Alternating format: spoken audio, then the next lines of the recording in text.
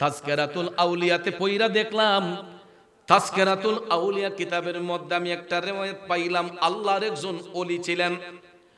ওই ওলির জীবনী পড়ে দেখলাম ওনার নাম হচ্ছে হযরতে ওনার নাম হচ্ছে বশর হাফি। হযরতে বশর হাফি একজন আল্লাহর ওলি। উনার জীবনী পড়ে দেখলাম উনি মুসলমান ছিলেন, কিন্তু সব সময় মদ পান করতেন। কি পান করতেন? শরাব পান করতেন। সব সময় মদ পানে ব্যস্ত থাকতেন। তো আমাদের দেশে যারা শরাব পান করে, মদ পান করে, এরা কি আমরা বালা কই না খারাপ কই? আসলে এরা ভালো মানুষ না। এরা সমাজের ভালো মানুষের অন্তরালে এরা একটু দুষ্ট প্রকৃতির লোক। কথা কোন ঠিক না বেঠিক? এরা নেশাগ্রস্ত, শরাব পান করেছে, এই জন্য দুনিয়ার মানুষ এদেরকে অপমানের চোখে দেখে, এটাই স্বাভাবিক। বশর হাফির জীবনী পড়ে দেখলাম উনি সব সময় মদ পান করতেন। শরাব পানে মস্ত হইয়া একদম ওভারলোড হইয়া যাইত। প্রতিদিন রাতের বেলা সে শরাব পান কইরা মাতাল হইয়া বাড়িতে ফিরত। প্রতিদিন যখন মাতাল হইয়া বাড়িতে ফিরত, প্রতিদিনের মতো হঠাৎ একদিন দেখা যায় বশর হাফি বাড়িতে যখন আসতেছে, মাতাল হইয়া রাস্তার মধ্যে হেইলা দুইলা হাঁটতেছে। বশর হাফি রাস্তার মধ্যে হেলিয়া দুলিয়া হাঁটতে হাঁটতে হঠাৎ করে সে মাটিতে পড়ে গেছে। মাটিতে যখন পড়ে গেছে, এমন সময় বশর হাফি দেখতেছে তার চোখের সামনে একটা কাগজের টুকরা দেখা যায়। ওই কাগজের টুকরার মধ্যে লেখা বিসমিল্লাহির রহমানির রহিম।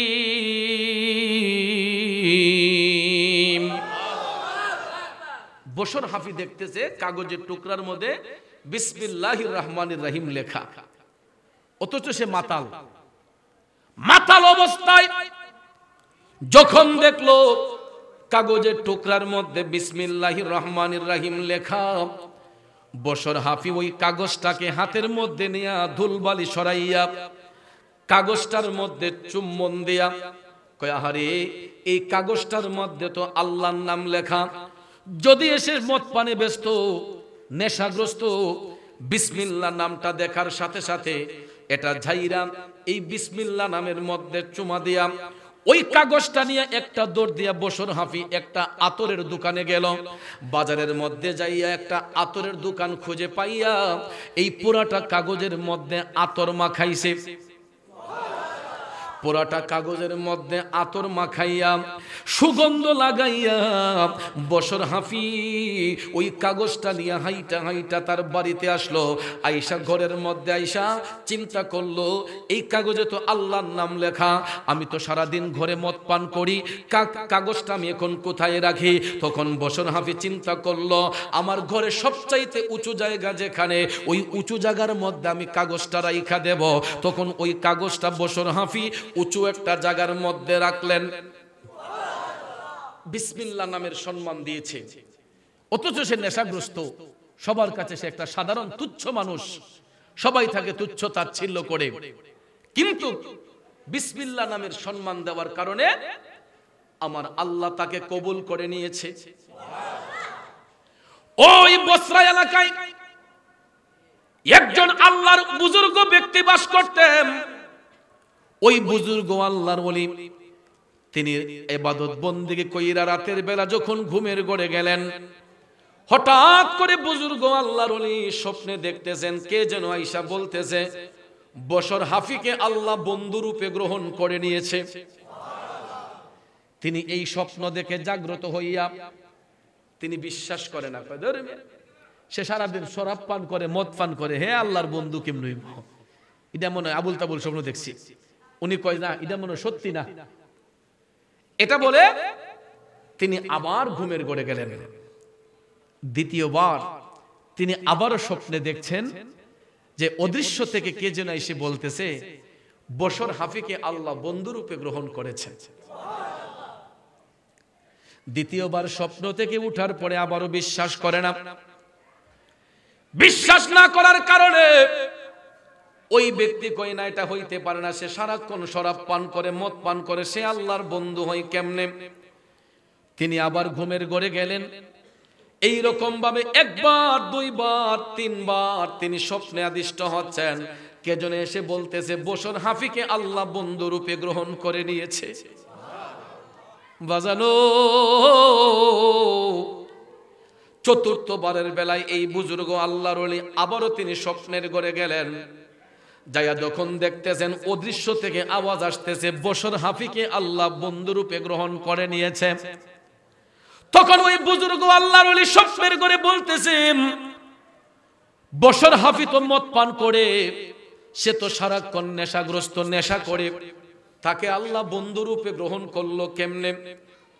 তখন ওই বুজুর্গ ব্যক্তিকে বলা হয়েছে, এরে আল্লাহর বান্দা, হে বুজুর্গ আল্লাহর ওলি, বসর হাফিজ আপনাদের চোখে দেখতে যদিও নগণ্য হয়, সে হাজারটা অপরাধ করার পরেও একটা ভালো কাজ করেছে।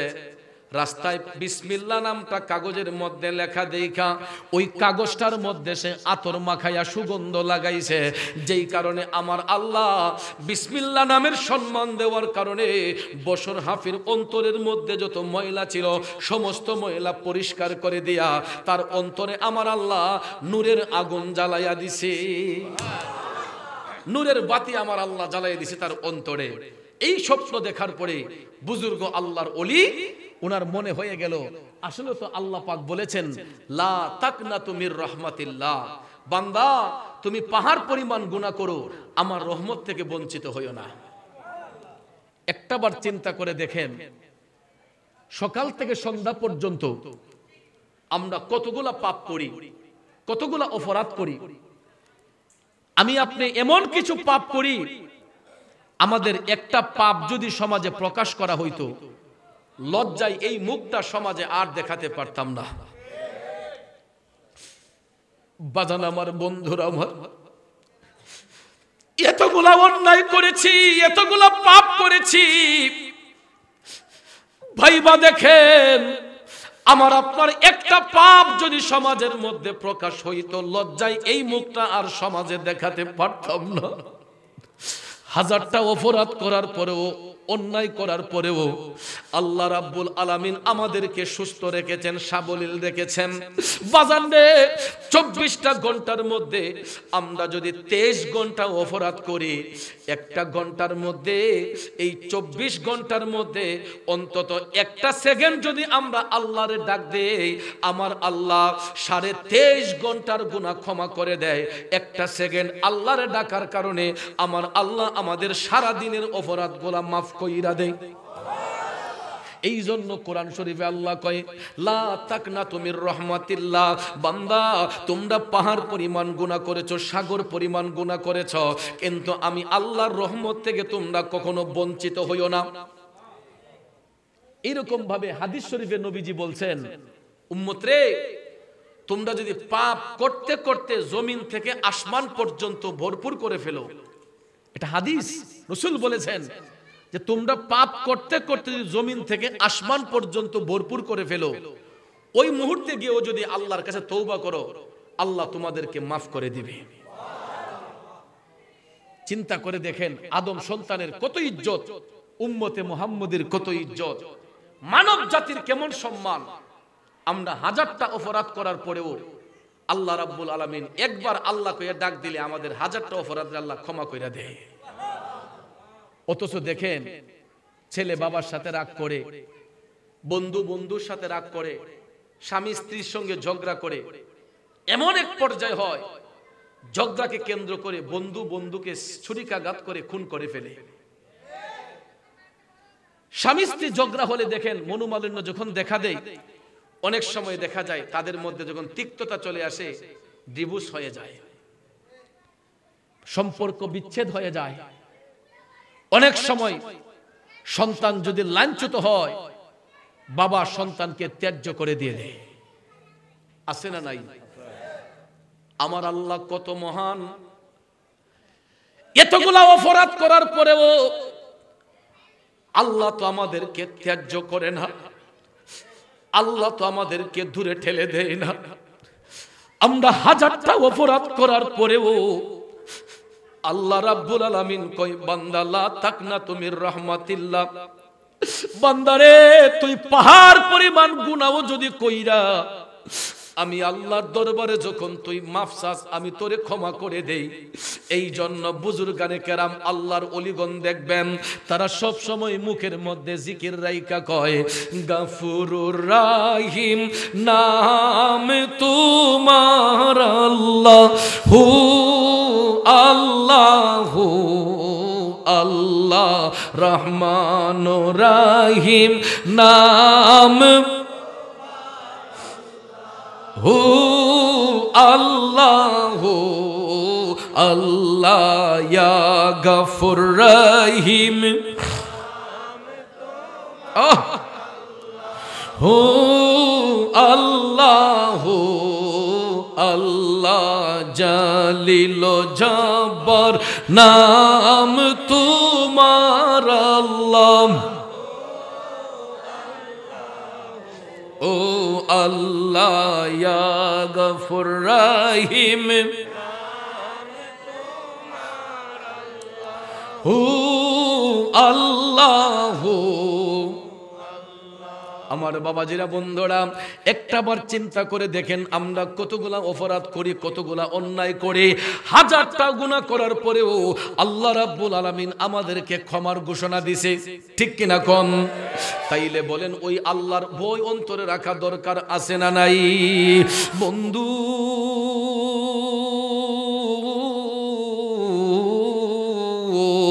বলতেছিলাম কি বশর হাফি সারাদিন মদ পান করত, কিন্তু একটা ভালো কাজ করার কারণে আল্লাহ রাব্বুল আলামিন তার হাজারটা অপরাধে ক্ষমা করে দিছে। বাজান রে হাজারটা অপরাধ ক্ষমা করে দিছে। শুধু তাই নয়, ওই বুজুর্গ আল্লাহর ওলি ওই সংবাদটা দেওয়ার জন্য বুজুর্গ আল্লাহর ওলি তিনি রওনা হইলেন যে বশর হাফিকে গিয়ে সংবাদটা দিয়ে আসি। তিনি স্বপ্ন দেখার পরে পরের দিন সকালবেলা তিনি রওনা হয়ে গেলেন বশর হাফির বাড়ির উদ্দেশ্যে। যখন তিনি হাইটা হাইটা হাইটা বশর হাফির বাড়ির কাছাকাছি গেলেন, আশেপাশের লোকজন দেখতেছে বুজুর্গ আল্লাহর ওলি বশর হাফির বাড়ির দিকে যাচ্ছেন। তখন সবাই কয় সর্বনাশ, আমরা তো জানি বেটা বালা মানুষ, ইলাদি আজকে বশর হাফির বাড়ি যায়। বশর হাফির বাড়ি তো যারা যায় এরা শরাব কুর যায়, মদ কুর যায়, নাউজুবিল্লাহ কন্যা। তো এরা ধারণা করছে যে ইলা মনে হয় মদ খাইবার লেগে মনে হয় এইবার যাইতেছে। আমাদের মেন্টালিটিটাও এরকমই থাকে, কারণ অনেক সময় দেখবেন চুর ডাকাতের কাছে অনেক মানুষ যায় না, গেলে কি চুর হয়ে যায়? মানব জীবন পরিচালনা করতে গেলে আপনি সবার সাথে চলতে হবে। ভালো মানুষের সাথে যেমন চলবেন, খারাপ লোকদের সঙ্গে একটু বেশি চলবেন। কেন চলবেন? আপনার দ্বারাতে যদি একটা খারাপ মানুষ ভালো রাস্তায় চলে আসে, আপনার দ্বারাতে যদি একটা খারাপ মানুষ আল্লাহওয়ালা হয়ে যায়, তখন এই সওয়াবটা ওই ব্যক্তিটা যেমন পাবে আপনিও পাবেন। এই জন্য কোনো মানুষকে নিন্দা করবেন না। একজন চুরি করেছে, তাকে শাস্তি দিবেন, দেওয়ার পরে আগে বোঝাতে হবে যে ভাই দেখ তুই যে এটা করস এটা এইভাবে করতে নাই, চুরি না করে তুই ভালো একটা কাজ কর। তখন আপনি পারলে তাকে একটু সহযোগিতা করবেন যে তুই একটা রিজিকের তাল্লাশ কর, একটা ব্যবসা কর, একটা পানের দোকান দে। আলহামদুলিল্লাহ এখন মোটামুটি দেশের মধ্যে এই অটো রিক্সাগুলো আসার কারণে, সিএনজি আসার কারণে, অনেক কর্মসংস্থানের ব্যবস্থা হওয়ার কারণে চুরি ডাকাতিটা অনেকটা কমে গেছে। হালকা কিছু সময় দেখা যাক গেলেও এগুলা যারা নেশাগ্রস্ত পোলাপান বড়ি টরি খায়, তারপরে এই নেশাগ্রস্ত হইয়া অনেক সময় বাবার পকেটে টাকা নাই, ঘরে টাকা নাই, ওই রাস্তায় এসে ছিনতাই কইরা মানুষকে আঘাত করে, ছুরিকে আঘাত করে। ওই ছেলেদেরকে বোঝাতে হবে, কারণ এরা কিন্তু আমাদের শত্রু না, এরা আমাদেরই সন্তান, ঠিক না ঠিক? এরা সঙ্গগুণে নষ্ট হয়ে গেছে, যারা লাইনচ্যুত হয়ে গেছে, এদেরকে আমরা সঠিক লাইনে আনতে হবে। এই জন্য যুব সমাজকে ভূমিকা পালন করতে হবে। যুব সমাজ যদি সোচ্চার হয়ে যায়, কোনো এলাকার মধ্যে মাদক থাকবে না। যুব সমাজ যদি অগ্রণী ভূমিকা পালন করে, তাহলে কোনো এলাকার মধ্যে মাদকের গন্ধ থাকবে না। কথা কোন ঠিক কিনা? এই জন্য যারা সমাজে ভালো যুবক, যারা সমাজে নেতৃত্ব দেন, যেই যুবকগুলা সমাজের মধ্যে ভালো কাজে অংশগ্রহণ করেন, আপনারা, আমরা তো হুজুররা তো মনে করেন আসছি এখানে 1 ঘন্টা 2 ঘন্টা ওয়াজ কইরা আবার আমি চলে যাব, আবার 1 বছর পরে যদি হায়াত রিজিক থাকে আবার আসবো। কিন্তু আমার 2 ঘন্টার কথায় যতটুকু কাজ হবে, আপনি এলাকার স্থানীয় বাসিন্দা হইলে, সমাজ সেবায় থাকলে, আপনি যখন কন্টিনিউ কাজ করবেন, দেখবেন আপনার কথায়ও অনেক সময় অন্ধপথের যাত্রীগুলা সঠিক পথের যাত্রী হয়ে যাবে। ঠিক না ঠিক? আলোর পথের যাত্রী হবে। এই জন্য যেই সমস্ত যুবকগুলা মাদকাসক্ত হয়েছে, নেশাগ্রস্ত হয়েছে, এদেরকে আমরা ভালোবাসা দিয়ে বুঝাবো, মারপিট করে নয়। তাদেরকে মারপিট করব না, মারপিট করে বুঝাবো না, তাদেরকে ভালোবাসা দিয়া আন্তরিকতার সহিত তাকে আমাদের সঙ্গে এনে তাকে বুঝাতে হবে যে ভাই, নেশাকে না বলতে হবে, মাদক মুক্ত সমাজ গড়তে হবে। কথা বলেন ঠিক না ঠিক? আমার কথায় কি আপনারা বিরক্ত হচ্ছেন? বাবাজিরা আমার, বন্ধুরা আমার, বশর হাফির বাড়ির মধ্যে বুজুর্গ আল্লাহর ওলি তিনি যখন যখন রওনা হইলেন, হওয়ার সময় সবাই ধারণা করছে এই বুজুর্গ আল্লাহর ওলি উনি মনে হয় শরাব পানে ব্যস্ত হবেন, উনি মনে হয় শরাব পান করার জন্য বশর হাফির বাড়িতে যাচ্ছেন।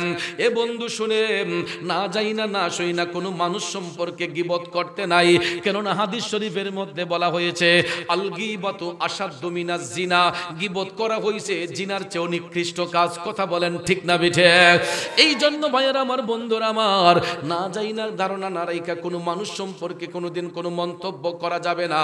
বশর হাফির বাড়ির মধ্যে বুজুর্গ আল্লাহর ওলি যাইয়া তিনি বাহির থেকে ডাক দিলেন, বশর হাফি তুমি বাড়িতে আসনি, একটু বের হয়ে আসো। তখন তার বাড়ির কয়েকজন লোক বের হইয়া বলতেছে যে সে তো মদ পান করে ব্যস্ত, মদ পান করা নিয়ে ব্যস্ত, এখন তিনি দেখা করতে পারবেন না। তখন বুজুর্গ আল্লাহর ওলি বলতেছেন, তাকে গিয়ে বলো একটা জরুরি বার্তা নিয়ে একজন ব্যক্তি তোমার সঙ্গে সাক্ষাৎ করতে এসেছেন। এই সংবাদ পাওয়ার পরে বশর হাফি বলতেছে, ওই ব্যক্তিকে কি জিজ্ঞেস করো বার্তাটা কার পক্ষ থেকে আসছে। তখন তার প্রতিনিধিরা আইসা জানতে চাইলো যে বশর হাফি বলছে বার্তা কার পক্ষ থেকে আসছে। তখন তিনি বলতেছেন, তাকে গিয়ে বলো আল্লাহর পক্ষ থেকে বার্তা নিয়ে এসেছি। এই কথাটা শোনার সাথে সাথে বশর হাফি যখন জানতে পারলো আল্লাহর পক্ষ থেকে বার্তা এসেছে, তখন সে নেশাগ্রস্ত হওয়ার পরেও গোট থেকে বের হইয়া সে যখন বুজুর্গ আল্লাহর ওলির কাছে আসলো, কি ব্যাপার, কেন আসলেন? তখন বশর হাফিকে বলা হচ্ছে, বশর হাফি তুমি শরাব পান নিয়ে ব্যস্ত, তুমি যে আল্লাহর বন্ধু এটা তুমি জানোনি, আল্লাহ রাব্বুল আলামিন তোমাকে বন্ধু রূপে গ্রহণ করে নিছে। তখন বশর হাফি কয়, ফাইজলামি করার জায়গা পান না, আমার মতো একটা কম বক্তরে আল্লাহ বন্ধু বানাইবো? আমি সারাদিন বেটা মদ পান করি, সারাদিন আমি মাতাল হয়ে থাকি, আমার মতো মাতাল রে আল্লাহ বন্ধু রূপে গ্রহণ করব? আপনি বুঝি আমার মস্করা করতেছেন? বুজুর্গ আল্লাহর ওলি ডাক দিয়া কয়, বশর হাফি রে, তুমি কি কোরআনের এই আয়াত শোনো নাই, লা তাকনাতু মির রাহমাতিল্লাহ, বান্দা যদি পাহাড় পরিমাণ গুনাহ করে আল্লাহর রহমত থেকে বঞ্চিত হতে আল্লাহ বারণ করেছে। বশর হাফি তুমি 1000টা অপরাধ করার পরেও একটা ভালো কাজ করছো। তখন কয়, আমি ভালো কাজ আবার কি করলাম?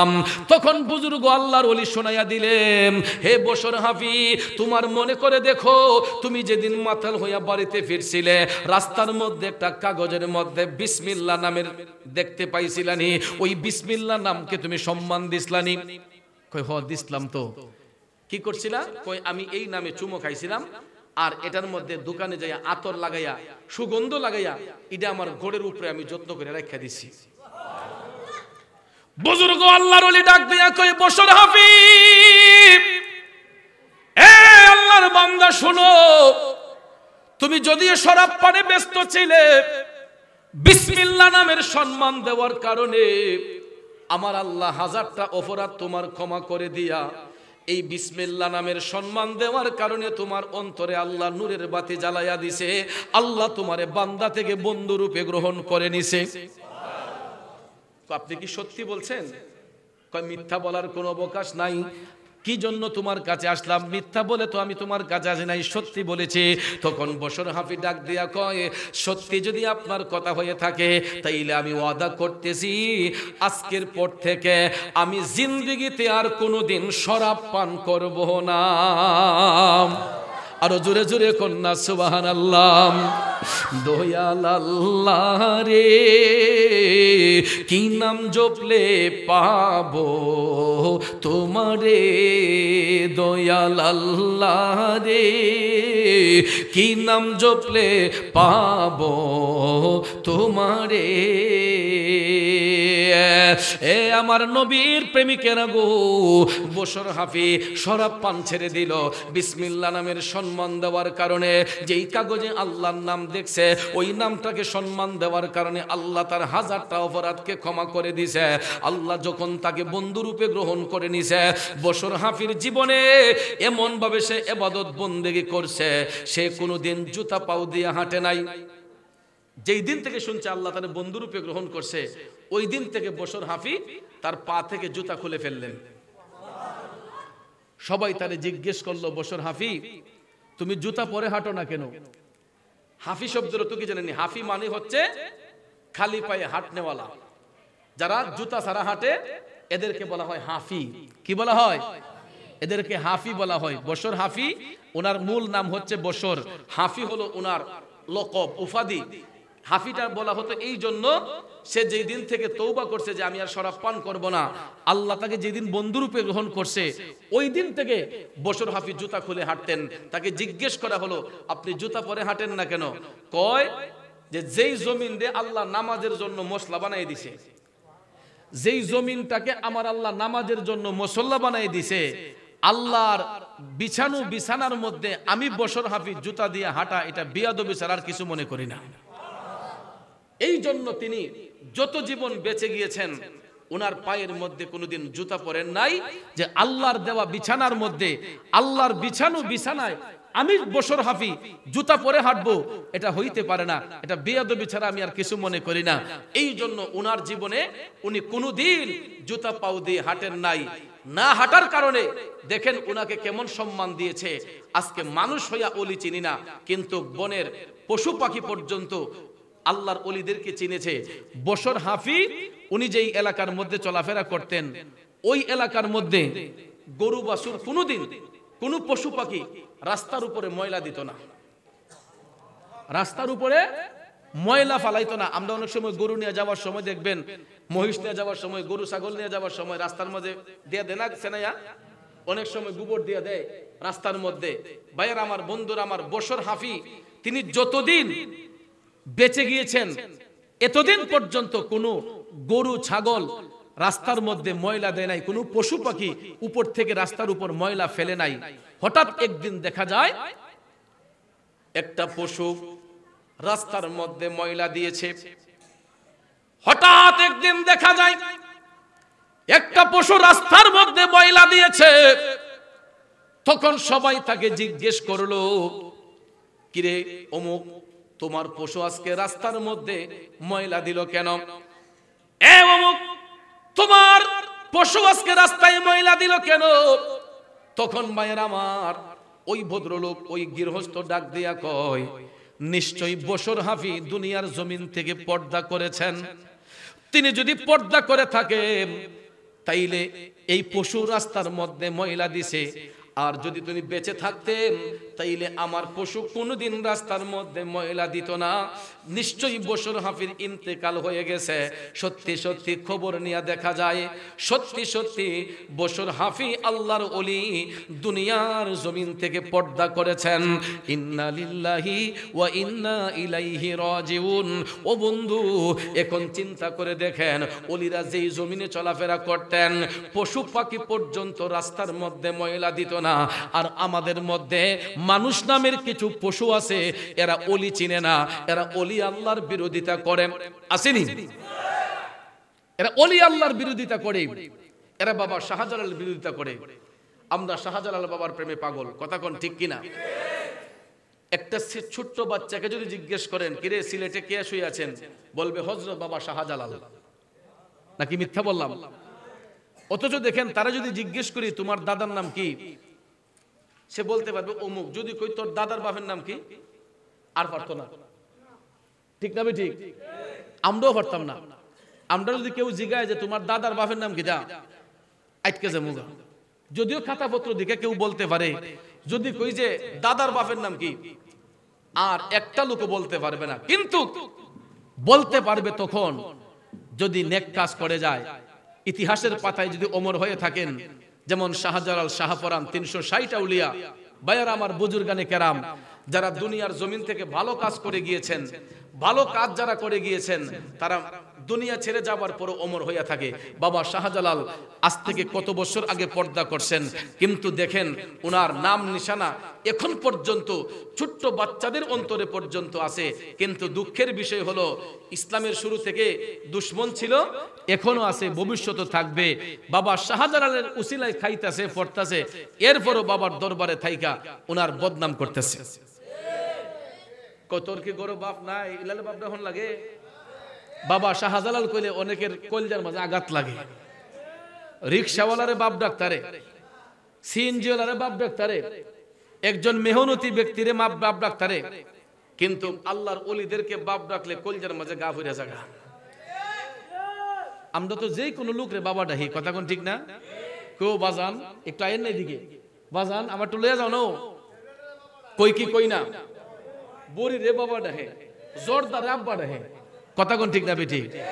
আল্লাহর ওলিদেরকে রুহানি বাবা ডাকলে সমস্যা কি? উনি তো আমার জিসমানি পিতা নয়, পিতাও তো বিভিন্ন প্রকারের আছে, একটা হলো রুহানি পিতা, একটা জিসমানি পিতা। রুহানি পিতা হলো যার যার পীর ও মুর্শিদ, উস্তাদ, তারপরে অভিভাবক, এরা হচ্ছে রুহানি পিতা, কথা কোন ঠিক না বেটি? টিচারগণ, আমাদের উকিল শ্বশুর, আমাদের শ্বশুর, এরা হচ্ছে রুহানি পিতা। আর জিসমানি পিতা হলো যার ঔরসে আমার জন্ম হয়েছে, যার মাধ্যমে আমি দুনিয়ার আলো বাতাস দেখেছি, এদেরকে বলা হয় জিসমানি পিতা। আর রুহানি পিতা বলা হয় যার ঔরসে আমার জন্ম, এই জিসমানি পিতা বলা হয় যার ঔরসে জন্ম হয়েছে, উনি হচ্ছে জিসমানি পিতা।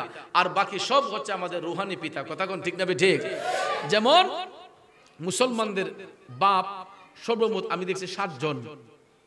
ইতিপূর্বে হয়তো কোনো মাহফিলে বলছিলাম, সর্বপ্রথম বাবা যেজন, উনি হচ্ছেন বাবা আদম সফিউল্লাহ, সমগ্র মানব জাতির পিতা, ঠিক না বেটি? আদম নবীর নাম শুনলেই কয় বাবা আদম, ঠিক না বেটি? এরপরে আমাদের মুসলিম জাতির পিতা হলেন বাবা ইব্রাহিম আলাইহিস সালাম, নাকি বেটা কেউ কাহা ডাকেন? মুসলিম জাতির পিতা হযরতে বাবা ইব্রাহিম আলাইহিস সালাম, উনি আমাদের পিতা, কথা কোন ঠিক না বেটি? কয়জন গেছে? 2 জন। আরেকজন হচ্ছে আমাদের জিসমানি পিতা, আরেকজন কি? জিসমানি পিতা, যার ঔরসে আমার জন্ম হয়েছে, আমার জন্মদাতা পিতা। এরপরে ভাইয়েরা আমার, আমরা যখন শরীয়তের বন্ধন হয়, নেকাহের বন্ধন হয়, যিনি আমাদের শ্বশুর হন, শ্বশুরে কি কেউ তালই দেহে, কাহা দেহে? তাই আপনি হুরবাইত গিয়া শ্বশুর রেখে কইেন যে তালই সাহেব আসসালামু আলাইকুম, জামাই কি আদবের না বিয়াদবের কইব? দেখবেন নিজের বাপ তো রোশ করে আব্বা ডাহে না, শ্বশুরে যেরকম রোশ করে আব্বা ডাহে, ঠিক না বেটি? তাইলে শরীয়তের বন্ধন হওয়ার পরে আমাদের শ্বশুর আব্বা যিনি হন, ওনারও আমরা বাবা ডাকি, কথা কোন ঠিক না? আব্বা ডেকে ফেনাতি লালাসি দা না, মিছা পেলাম কা?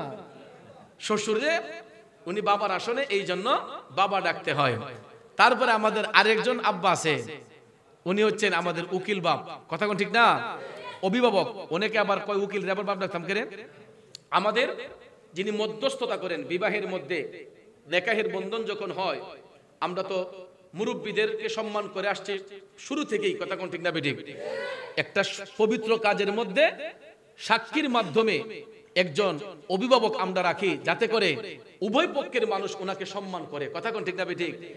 স্বামীর বর পক্ষের মানুষও, কনে পক্ষের মানুষও, উভয় পক্ষের মানুষ যাকে সম্মান করে, বিশেষ করে উনি পিতার আসনে, এটা রুহানি সম্পর্ক হয়। এই জন্য আমাদের বিবাহের পরে উকিল যিনি হন, উকিল সাহেব আমরা অনেক সময় বাবা ডাকি, উকিল বাপ, কথা কোন ঠিক না? বাবার আসনে রাখি, মুরব্বীর আসনে রেখে আমরা পিতার সম্মান করি, কথা কোন ঠিক না ঠিক? তারপরে আরেকজন পিতা হলেন আমাদের রুহানি পিতা, উনি হচ্ছেন আমাদের পীর ও মুর্শিদ। কে? পীর ও মুর্শিদ। অনেকে হুজুর ডাহে, অনেকে বাজান ডাহে, অনেকে আব্বাজান ডাহে, কথা কোন ঠিক না? এটা একটা সম্মান, এটা একটা আদব। পীর ও মুর্শিদকে আমরা বাবার আসনে রেখে আমরা ওনাকে রুহানি পিতা হিসেবে আমরা অনেক সময় বাবাজান ডাকি, অনেক সময় পিসা হুজুর ডাকি, অনেক সময় হুজুর কেবলা ডাকি, অনেক সময় আমরা ওনারে আমরা এই বাপজান ডাকি, আব্বাজান ডাকি, কোনো সমস্যা নেই, কথা কোন ঠিক না বেঠিক? তাইলে কয়জন হইল? 6 জন হইছে।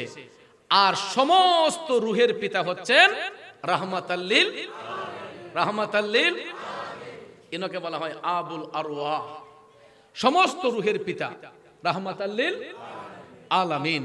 এই জন্য ভাইয়েরা আমার, এই মুসলমানদের 7 জন পিতা আমি এই আমার নলেজ দিয়ে আমি খুঁজে বের করছি। এখন বলেন, আপনার এই পীর মুর্শিদকে বাবা ডাকলে কোনো সমস্যা আছে? শাহজালাল রহমতুল্লাহ আলাইহিকে বাবা ডাকলে সমস্যা আছে? উনি তো আমাদের জিসমানি পিতা নন, উনি আমাদের রুহানি পিতা। কথা কোন ঠিক না বেঠিক? আমাদের সিলেটের ভাষায় কয় খারু সিলাই সিন্নি খাইলাই তারে চিনলাই না, খারু সিলাই সিন্নি খাইলাই তারে চিনলাই না। যদি বাবা শাহজালাল এই বাংলার জমিনে না আসতেন, রাজা গৌর গোবিন্দের অত্যাচারে এখনো আমরা দুতি কাপড় পরন লাগলইলে, ঠিক ন কাহা? ওহনো দুতি কাপড় পিন্দন লাগলইলে। আজকে সিলাইযুক্ত কাপড় পরার পিছনে সবচেয়ে বড় অবদান যিনারা রেখেছেন, এটা হচ্ছে হযরতে বাবা শাহজালাল মুজাররদিয়া আমনি রহমাতুল্লাহ আলাইহি। এখন যে এই যে মসজিদের মাঠে আমরা বসছি, এটা মসজিদ নেই, এই যে মসজিদে আজান হচ্ছে, আমরা কত খোলাসা মনে আজান দিতেছি, জুড়ে জুড়ে আজান দিতেছি। এই দেশের মুসলমানরা তো স্বাধীনভাবে আজান দিতে পারছে না। সৈয়দ বুরহানুদ্দিন রহমাতুল্লাহ আলাইহি সিলেটের প্রথম মুসলমান, উনি লুকায় লুকায় আজান দিতেন। সর্বপ্রথম যিনি সিলেটের পাকভূমিতে দাঁড়ায় আজান দিছিলেন, উনি কে জানেন? মুরারবন্দের জমিনে যিনি শুয়ে আছেন, পূবে পশ্চিমে যার রওজা, সিপাহ সালার সৈয়দ নাসিরউদ্দিন রহমাতুল্লাহ আলাইহি। কষ্ট হইতেছে বাজান? খারাপ লাগতেছে? আপনারা মনে আজকে মাইক মনে মাগনা আনছেন? না না, এটা টেহা দানলে মাইকলা এন বুয়া থাক লইলে আপনারা মনে হয় মাগনা লই বসছেন, এর লেগিয়া বস্তা আনছেন তো, এর লেগিয়া বস্তা বইরা গেছে গা। এটার মাঝে কোনো রস নাই, এর থেকে বেশি রস আমরা কমলার মাঝে। সিলেটটা কমলা দিতে বহুত রস আছে, এই মাইকের মাঝে আমার পর থেকে কোনো রস কষ পাইতেছি না। এটা মুমেনের মাইক না? তাহলে মুমেনের মাইকে তো রস তাহার কথা, হে কৌ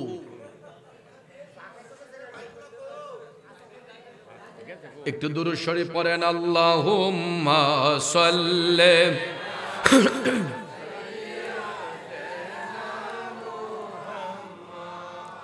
আল্লাহুম্মা সাল্লি আলা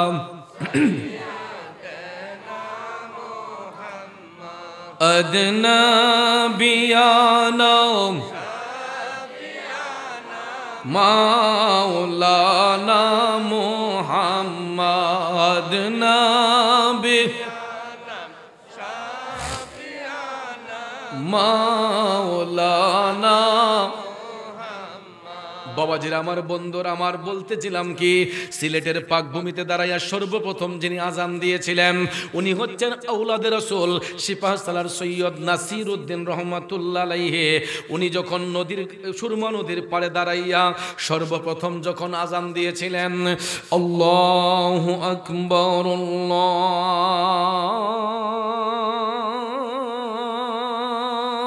আকবার,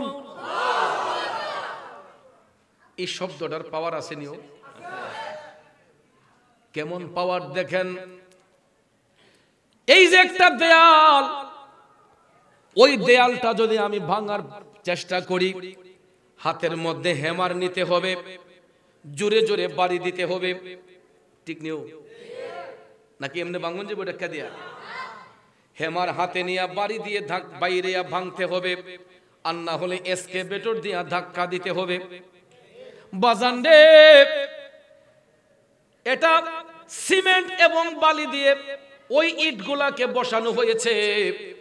এর চাইতে শক্তিশালী আস্তর ছিল মুঘল সম্রাটের সময়, মুঘল আমলে যেই বিল্ডিং গুলা হিন্দু জমিদাররা যেইগুলা বানাইছিল চুনা চুরকি দিয়া, এইগুলার মধ্যে কিন্তু আরো বেশি শক্তি ছিল, ঠিক না বেঠিক? এখনো দেখবেন পুরানা জমিদারি বাড়িগুলা দেখলে দেখা যায় এইগুলা কি মজবুত ছিল, কি কারুকাজ ছিল, এত সুন্দর করে রাজা গৌর গোবিন্দের দেয়ালগুলা ছিল।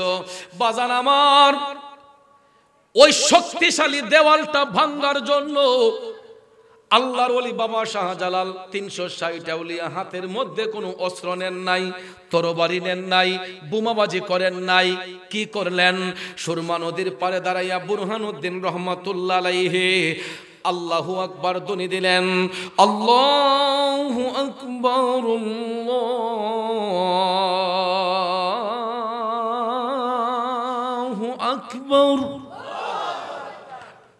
আল্লাহু আকবার ধ্বনি বলার সাথে সাথে রাজা গোবিন্দের দেয়ালের মেন ফটক যেটা ছিল এটা ঠাস করে ধসে পড়ে গেছে। রাজা গোবিন্দ তো অবাক হয়ে গেছে, কিরে এত শক্তিশালী দেওয়াল, এটা তো এত তাড়াতাড়ি ভাঙ্গার কথা নয়। সে যখন ভাবতেছে এমন সময় নদীর ঘাটের মাঝি যারা এরা দৌড়াইছে রাজা গোবিন্দের দ্বারা। কয় রাজা মশাই, আপনি সিংহাসন নিয়ে বই রইছেন, ওইদিকে সুরমার পারে মুসলিমদের বিশাল একটা কাফেলা আসছে, এরা আল্লাহু আকবার ধ্বনি দিছে। কয় কসকি? তখন ওই রাজা গোবিন্দ নদীর ঘাটের যত মাঝি ছিল মাঝিদেরকে বলছে, তোরা যদি কেউ তাদের কাফেলার একজনরে ফায়ার করস তাইলে তোদেরকে সুরমার পারে জীবিত পুঁতে রাখা হবে। নাউজুবিল্লাহ। কোন নদীর পারেই তোদেরকে জীবিত পুঁতে রাখা হবে। তখন জানের ডরে, জানের মায়ায় একটা নদীর ঘাটের মাঝিও এদেরকে পার করতে চায় না। মুসলমানদের বাবা শাহজালাল কাফেলার একটা লোকরেও পার করতে চায় না। এখন কি করা যায়? একজন নদীর ঘাটের মাঝিও পার করতে রাজি হয় না। ভাইয়ের আমার, বন্ধুরা আমার, বাবা শাহজালাল অস্ত্র হাতে দিয়ে প্রতিবাদ করেন নাই, বোমা হাতে দিয়ে প্রতিবাদ করেন নাই। তিনি সুরমা নদীর পারে দাঁড়াইয়া মহান আল্লাহর দরবারে মুরাকাবা করতেছেন। করিম রহিম নামটি তোমার, আল্লাহু কাদের গুণী আমি পাপী ডুইবা যাইতাম নি। মৌলাজি তোমার রহিম নামটি থাকিতে আমি পাপী ডুইবা যাইতাম নি। বাবা শাহজালাল মুরাকাবা করতেছেন। এমন সময় উনার সফর সঙ্গে চাশনি পীর রহমাতুল্লাহ আলাইহি, যিনি সিলেটের পাকভূমিতে এখনো যাইলে দেখবেন চাশনি পীরের মাজার আছে। চাশনি পীর কেন বলা হয়? বাবা শাহজালালের হাতের মুইটে যে মাটিটা ছিল ওই মাটিটা জিব্রাত লাগাইছিলেন, আর সুরমা নদীর পারের মাটিটা জিব্রার মধ্যে লাগাইছিলেন। লাগাইয়া তিনি কয়, হুজুর আপনার হাতের মাটির মিল পাওয়া গেছে। মাটির মিল যখন পাওয়া গেছে তখন বাবা শাহজালাল দেখলেন নদীর ঘাটের মাঝে কেউ পার করে না। তখন ওনার বগলের মধ্যে যেই নামাজের মুসল্লাটা ছিল ওই মুসল্লাটা নদীর মধ্যে বিছাইয়া দিলেন, সুরমা নদীর মধ্যে বিছাইয়া দিলেন। আব্বারে, একটা নামাজের মুসল্লার ওজন আর কতটুকু হইতে পারে? বড় জোর আধা কেজি, 1 কেজি, 2 কেজি, না হয় 5 কেজি, এর চেয়ে বেশি। একটা নামাজের মুসল্লার ওজন এটা যদি আপনার বেশি বাড়িও হয়, বড় জোর 5 কেজি হইতারে, এর চেয়ে বেশি হইতো না। তো একটা 5 কেজি ওজনওয়ালা নামাজের মশলার মধ্যে যদি নদীর পারে কেউ নিয়ে খার হয়, এটা কি বাইশা তাহার কথা না ডুববে যাওয়ার কথা? বাজান আমার, বন্ধুরা আমার, আমার আল্লাহ যাদেরকে বান্দা থেকে বন্ধু রূপে গ্রহণ করেছেন তাদের প্রতি আস্থা বিশ্বাস থাকার জন্য আমার আল্লাহ তার বন্ধুদেরকে কারামত দান করেছেন। এই জন্য বলা হয়েছে কারামাতুল আউলিয়া হাক্কুন, আউলিয়াদের কারামত সত্য নাকি মিথ্যা? আল্লাহর ওলিদের কারামত সত্য। যদিও নামাজের মুসল্লা এটা একটা ওসিলা মাত্র, মাধ্যম। আসলে নদী পার করাইবেন কে? জোরে বলেন কে? আমার আল্লাহ কেমনে পার করাই গো? হিন্দু নদীর মাঝির ঘাট, হিন্দু নদীর মাঝিগুলা, হিন্দু ধর্মের লোক নদীর ঘাটের মাঝিগুলা কেউ শাহজালাল বাবাকে পার করে না। তখন তিনি মুরাকাবা মুশাহাদা করার পরে আমার আল্লাহ অলৌকিকভাবে বাবা শাহজালালকে তিনি আদিষ্ট করলেন, শাহজালাল তোমার বগলের নামাজের মশলাটা তুমি সুরমা নদীতে বিছিয়ে দাও। বাবা শাহজালাল যখন বিছাইয়া দিলেন গো, আমার আল্লাহ এর নিচে এমন সুন্দর করে আমার আল্লাহ এমন সুন্দর ভোর করাইয়া দিলেন। বাবা শাহজালাল সুরমা নদীর মধ্যে যখন বসলেন নামাজের মুসল্লার উপরে, দেখা যায় এমন সুন্দর নৌকা চলতেছে, নাই কোনো তেল, নাই কোনো মোবিল, নাই কোনো বইটা, সুবহানাল্লাহ, কোনো মাঝি নাই, একজন লোক শুধু নামাজের মুসল্লায় বসা। কে নৌকা চালাইতেছে? কেডাই এর মধ্যে তেল বললো, কেডা মোবিল দিল, কেডাই নৌকা স্টার্ট দিল? বাজান এটা দেখা যায় বসার লগে লগে নদী পার হওয়া শুরু করছে। নদীর ঘাটের মাঝিগুলা দেখা তো অবাক। নদীর ঘাটের মাঝিগুলা দেখা কয় এটা কেমনে সম্ভব? নামাজের মুসল্লার মধ্যে লোক বসে আছে, এটা পার হইতেছে, এটা কেমনে সম্ভব? বাজান, আমার আল্লাহ চাইলে সম্ভব হইতে পারে কি পারে না? কথা কোন পারে কি পারে না? বন্ধুরে, আল্লাহর ওলি বাবা শাহজালাল সুরমা নদী শুধু একা পার হন নাই, এই ৩৬০ আউলিয়ার বাহিনী নিয়া একজন একজন করে ওই নামাজের মুসল্লা দিয়া তিনি পার করলেন।